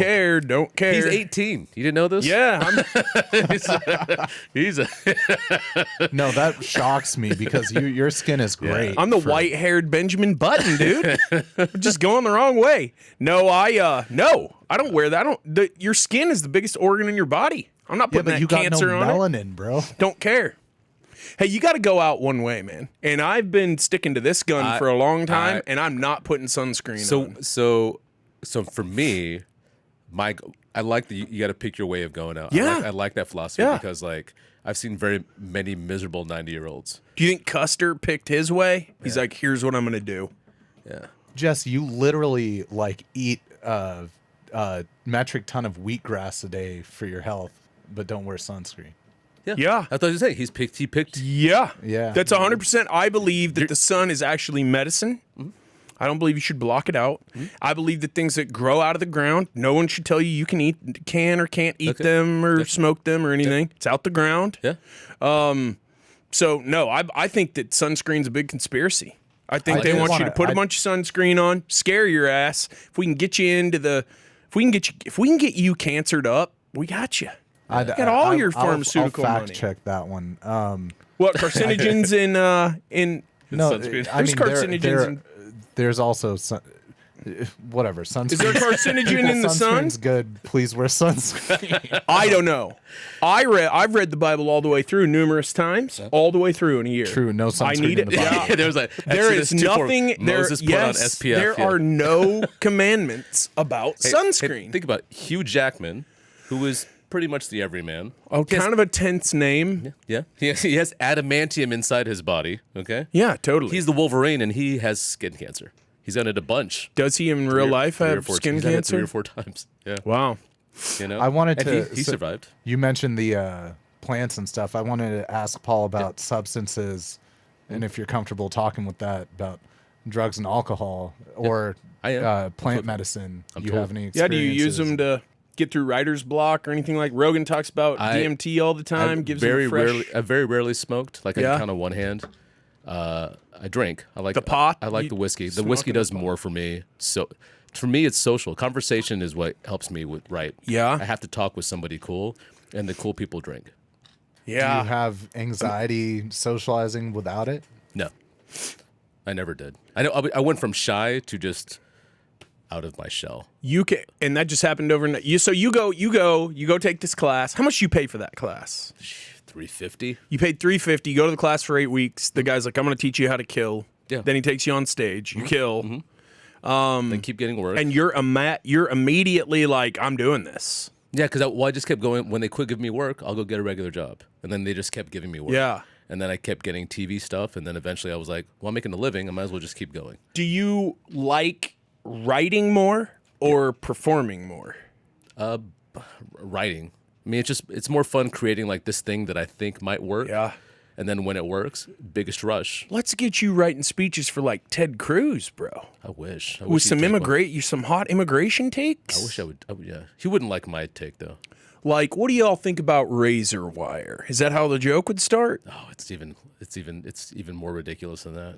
So drownings, y'all. Is that how we're gonna? That's how we're gonna keep them out? Without Or? spoiling the whole joke, I'll tell you what. This is literally what I say in a room full of See, I had to hot-blooded pry. Americans. Yeah. When you said you had a killer opinion, I was Here's like, my I gotta take. hear it. Hey, you want to fix immigration? You got to make the country suck so people don't want to come here. Because other countries don't have these problems because people don't want to move to those countries. Ain't nobody moving to Libya. You know why No. Libya doesn't have that problem? And then I just talk about our thing is everything looks so great. That's why they want to come here. And then when I say that, that's one of those things I thought people were going to boo me when I said it. They always clap their ass Yeah. up when I say we got to make it suck. That's why they're coming here. Yeah. Because it's great. Like it's kind of a reverse way of being patriotic. But- Yeah. and then I do 10 minutes making fun of all the convenient stuff that we have here. Yeah. That things that kind of spoil us. Right. Like 24-hour breakfast. You know, the fact that if you wake up past 10:30, you can still have a pancake is not rewarding the people who wake up before 10:30 to have pancakes. The fact that unless you live in an inner city in a food desert, you can walk to like 9 grocery stores in about 30 minutes. The fact that if you want Korean food, you don't have to fly to Seoul to have it. Yeah. Like that kind of stuff. I mean, No doubt. and so I just do all that stuff, right? But once that joke hits, I get a big rush off that. And then the only way I can replicate that rush is to write something new. Yeah. And do it. That's what keeps me going. It's you have to find out your rush and then just keep doing that thing towards it as long as it's not, killing you, Did you put something up on Valentine's for you've got a sweetheart? Oh yeah. Do you workshop at home a lot? Or you just you don't try bits out at home? Nah. And she's like, Paul, that sucks. Nah. I mean, really? Sometimes I'll say something just in conversation that's not even a bit, and she'll say, she'll bust out laughing. She really busts out laughing when I say something, and then I'm like, okay, man, in my head, I'm like, that might work. Really? But I don't want to start grabbing my phone Yeah. because then I don't want it her gives to, it away. I don't want her to ever feel like it's material there. And even the stuff I say about her on stage is so respectful to her. Like, I hate those comics that always say like, my wife sucks. Yeah, that's weird to me. Get a divorce, dude. I don't understand. Like, I really like, I've come to appreciate, and now he's totally everywhere. Sebastian. Okay. When I first saw him, I was like, nah, that's too You saw him here, right? over the top. Yes. Yeah, at the Improv probably. Yeah. And then now he's got a show right on HBO about the gambling show. Yeah. Man, he goes hard about his wife. Yeah. And then he obviously got a movie deal out of talking about his dad, so he must be doing so. That's the weird thing, though. Yeah. Like, at what point are you like, a movie deal is not important enough for me to go pretty much castigate my father and Yes. talk about him like he's almost subhuman? Yeah, I talk about my dad and my parents in my act, but I always try to make sure it's respectful to them. Like, I don't know how you could do that. So you do it to where you're the butt of the joke. Well, okay, so you do that, but like, how do you do what Sebastian does? Like, I can't yeah, physically probably pull that off. Yeah, and then come back to a family like, reunion. hey, what's up? What's going on, Dad? He's gonna be like, yeah, cool. Yeah. So half your act is about me and my old school. Yeah, I don't know exactly. I mean, obviously, a lot of it's embellished, and if there's a new house coming with the jokes, That's what I that think- that's dad's what I probably think it like, is. Keep telling them jokes. Yeah. I mean, it's just a respectful thing. Like I never tried. If I'm gonna make fun of anything, I'll make fun of like an idea or myself. Like but it's Christianity. never. Yeah, but I'm never gonna make fun of Jesus. Right. I'm making fun of the seating situations in church. Yeah. Like that's more funny to me than slamming. Well, church doesn't really have seating figured out at all, do they? Because look at the Last Supper. Why are y'all sitting at a big table if you can't sit across from each other, man? That doesn't make any sense. Dude, try that at Applebee's. They'd kick you right Up out. a table for 24 and then just 12 of us show up and sit on one side. No, they're never going to have that. They're going to be separating those tables. Have you ever delved into the magic mushrooms, psilocybin, ayahuasca type dude, thing? My buddy really loves DMT. Yeah? I put him on the show. He loves it. Yeah, I'd love to talk to He was him. trying to explain to me about it. He does all this stuff. But he was talking about the DMT, and he was like, dude, like, I didn't realize how... It makes you realize how insignificant you are in the world. does And I go, that. dude, Seth, I could have told you how insignificant you are in this world. That's always our running joke. But he would do like the float tanks and stuff, the sensory deprivation, which I've never had. I mean, that's obviously you don't need to be on anything to do that. But I don't know if I could do that. Yeah. I don't know. I mean, yeah, I probably could. I'm real claustrophobic. I know that's what I mean. I'm not claustrophobic, but I think that would incite it. Dude, I went to get this body scan thing because I'm way into like biohacking and stuff. Gotcha. And they're like, when they're selling it to you, like, no, it's nothing like it. Because I've had tons of MRIs. The last one I had, they had to put this thing in my shoulder, this camera in my shoulder joint to look around while I was doing the MRI. It's called an arthrogram. How'd it feel? Really bad. It wasn't invasive, less No, invasive? another time before Minimally that, invasive? they're like, you got to lay in that thing for 1 hour. I was like, there's no way. And this one, I was younger, rugby guy. I didn't know about Valium or any of that. I just went and got a Jack Daniels and drank the whole thing. And passed out. Pretty much. Yeah. And then the next time I was like, this is what I had to do last time. They're like, we're not doing that this time.